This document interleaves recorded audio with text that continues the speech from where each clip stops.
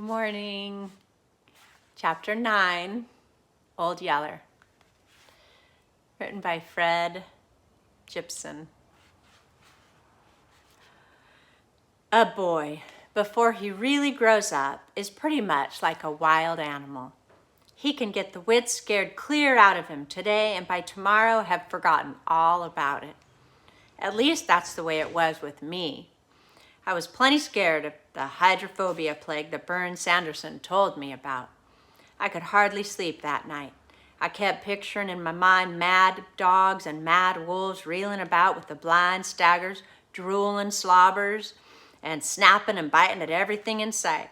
Maybe biting Mama and little Arliss so that they got the sickness and went mad too. I lay in bed, shuddered and shivered and dreamed all sorts of nightmare happenings. Then the next day I went to rounding up and marking hogs and forgot all about the plague. Our hogs ran loose on the range in those days, the same as our cattle. We fenced them out of the fields, but never into a pasture. We had no pastures. We never fed them, unless maybe it was a little corn that we threw to them during a bad spell in the winter. The rest of the time they rustled for themselves. They slept out and ate out. In the summertime, they slept in the cool places around the water holes, sometimes in the water. In the winter, they could always tell at least a day ahead of time when a blizzard was on the way. And then they'd gang up and pack tons of leaves and dry grass and sticks into some dense thicket or cave. They'd pile all this into a huge bed and sleep on until the cold spell blew over. They ranged all over the hills and down into the canyons. In season, they fed on acorns, berries, wild plums, prickly pear, apples, grass, weeds, and bulb plants, which they rooted out of the ground. They especially liked the wild black persimmons that the Mexicans called chapotes. Sometimes, too, they'd eat a newborn calf if the mama cow couldn't keep them horned away, or a baby fawn that the doe had left hidden in the tall grass. Once in a real dry time, Papa and I saw an old sow standing belly deep in a drying up pothole of water, catching and eating perch that were trapped in there and couldn't get away. Most of these meat eaters were old hogs, however. Starvation during some bad drought or extra cold winter had forced them to eat anything they could get hold of. Papa said they generally started out by feeding on the carcass of some deer or cow that had died, then going from there to catching and killing live meat. He told a tale about how one old range hog had caught him when he was a baby and his folks got there barely just in time to save him. It was that sort of thing, I guess, that always made Mama so afraid of wild hogs. The least little old biting shote could make her take cover. She didn't like it a bit when I started out to catch and mark all the pigs that our sows had raised that year. She knew we had it to do, else we couldn't tell our hogs from those of the neighbors, but she didn't like the idea of my doing it alone. But I'm not working hogs alone, Mama, I pointed out. I've got Old Yeller. And Bern Sanderson says he's a real good hog dog. That doesn't mean a thing, Mama said. All hog dogs are. All hog dogs are good ones. A good one is the only kind that can work hogs and live. But the best dog in the world won't keep you from getting cut all to pieces if you ever make a slip. Well, Mama was right. I'd worked with Papa enough to know that any time you mess with a wild hog, you were asking for trouble. Let him alone, and he'll generally snort and run from you on sight, the same as a deer. But once you corner him, he's the most dangerous animal that ever lived in Texas. Catch a squealing pig out on the bunch and you've got a battle on your hands. All of them will turn on you at one time, and here they'll come roaring and popping their teeth, and they keep wedded to the sharpness of knife points. They mean business. They'll kill you if they can get to you. And if you're not fast-footed and don't keep a close watch, they'll get to you. It had to be that way to live in the country where the wolves, bobcats, panther, and bear were always after them, trying for a bait of fresh hog meat. And it was because of this that nearly all hog owners usually left 4 or 5 old barrows, or bar hogs as we called them, to run with each bunch of sows. The bar hogs weren't any more vicious than the boars, but they'd hang with the sows and help protect the pigs and shoats. When generally the boars pulled off to range alone. I knew all this about range hogs and plenty more, yet I still wasn't bothered about the job facing me. In fact, I sort of looked forward to it. Working wild hogs was always exciting and generally proved to be a lot of fun. I guess the main reason I felt this way was because Papa and I had figured out a quick way and nearly foolproof way of doing it. We could catch most of the pigs we needed to mark and castrate without ever getting in reach of the old hogs. It took a good hog dog to pull off the trick, but the way Burns Sanderson talked about Old Yeller, I was willing to bet that he was that good. He was, too. He caught on right away. We located our first bunch of hogs at a seep spring at the head of shallow dry wash that led back toward Birdsong Creek. There were 7 sows, 2 long-tushed old bar hogs, and 14 small shoats. They'd come here to drink and to wallow around in the potholes of soft, cool mud. They caught wind of us about the same time I saw them. The old hogs threw up their snouts and said, "Woof!" Then they all tore out for the hills, running through the rocks and brush almost as swiftly and silently as deer. "Head 'em, Yeller," I hollered. "Go get 'em, boy." But it was a waste of words. Old Yeller was done gone. He streaked down the slant, crossed the draw, and had the tail end pig caught by the hind leg before the others knew he was after them. The pig set up a loud squeal. Instantly, all the old hogs wheeled. They came at Old Yeller with their bristles up, roaring and popping their teeth. Yeller held onto his pig until I thought for a second they had him. Then he let go and whirled away, running toward me, but running slow.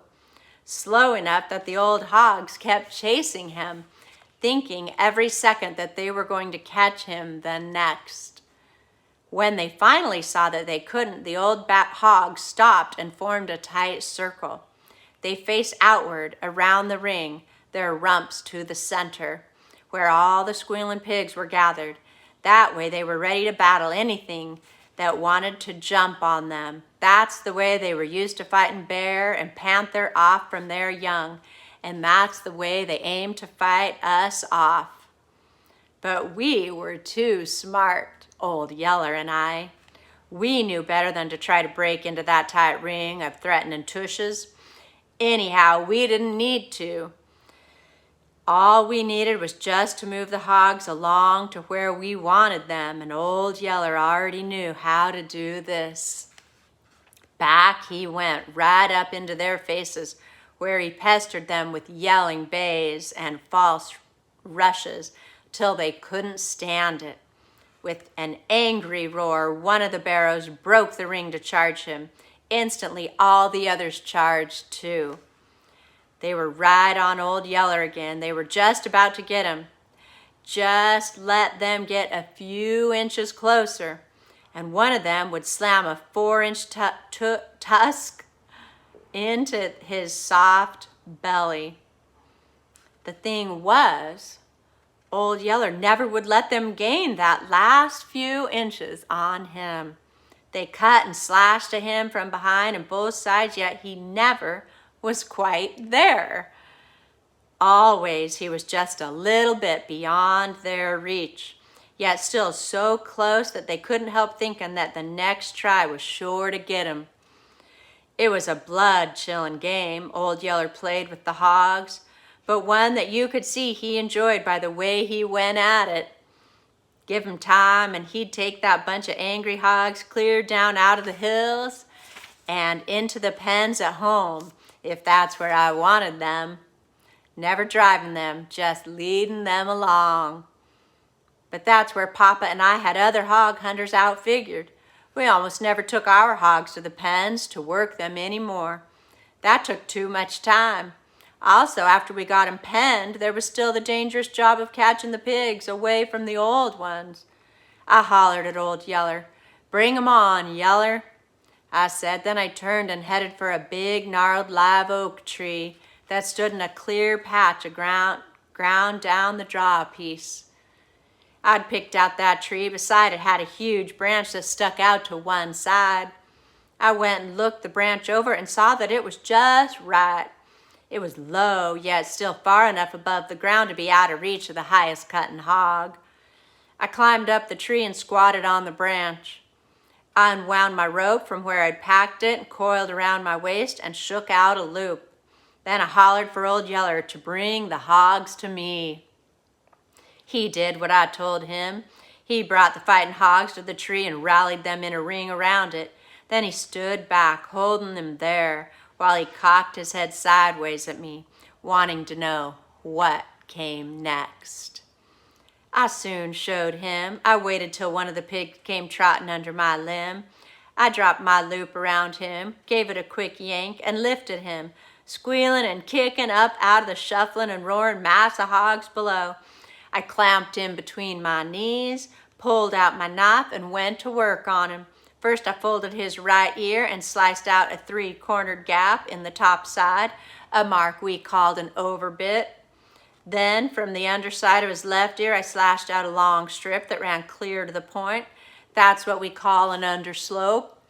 That had him marked for me. Our mark was overbit the right and underslope the left. Other settlers had other marks like crop the right and underbit the left, or 2 underbits in the right and overslope in the left, an underbit in the right. Everybody knew the hog mark of everybody else, and we all respected them. We never butchered or sold a hog that didn't belong to us, or marked a pig following a sow that didn't wear our mark. Cutting marks in the pig's ear is bloody work, and the scarred pig kicks and squeals like he's dying, but he's not really hurt. What hurts him is the castration, and I never did like that part of the job. But it had to be done, and still does if you want to eat hog meat. Let a boar hog get grown without cutting his seeds out, and his meat is too tough and rank smelling to eat. The squealing of the pig and the scent of his blood made the hogs beneath me go nearly wild with anger. You never heard such roaring and teeth popping as they kept circling the tree and rearing up its trunk trying to get to me. The noise they made and the hate and anger that showed in their eyes was enough to chill your blood. Only I was used to the feeling and didn't let it bother me. That is, not much. Sometimes I'd let my mind slip for a minute and get to thinking how they'd slash me to pieces if I happened to fall out of the tree, and I'd feel sort of a cold shudder run all through me. But Papa had told me right from the start that fear was a right and natural feeling for anybody and nothing to be ashamed of. It's a thing of your mind, and you can train your mind to handle it just like you can train your arm to throw a rock. Put that away. It made sense to be afraid, so I hadn't bothered about that. I'd put in all my time trying to train my mind not to let fear stampede me. Sometimes it did yet, of course, but not when I was working hogs. I'd had enough experience at working hogs that now I could generally look down and laugh at them. I finished with the first pig and dropped it to the ground. Then, one after another, I roped the others and dragged them up into the tree and worked them over. A couple of times the old hogs on the ground got so mad they broke ranks and charged Old Yeller. But right from the start, Old Yeller had caught on to what I wanted. Every time they chased him from the tree, he'd just run off a little way and circle back, then stand off far enough away that they'd rally around my tree again.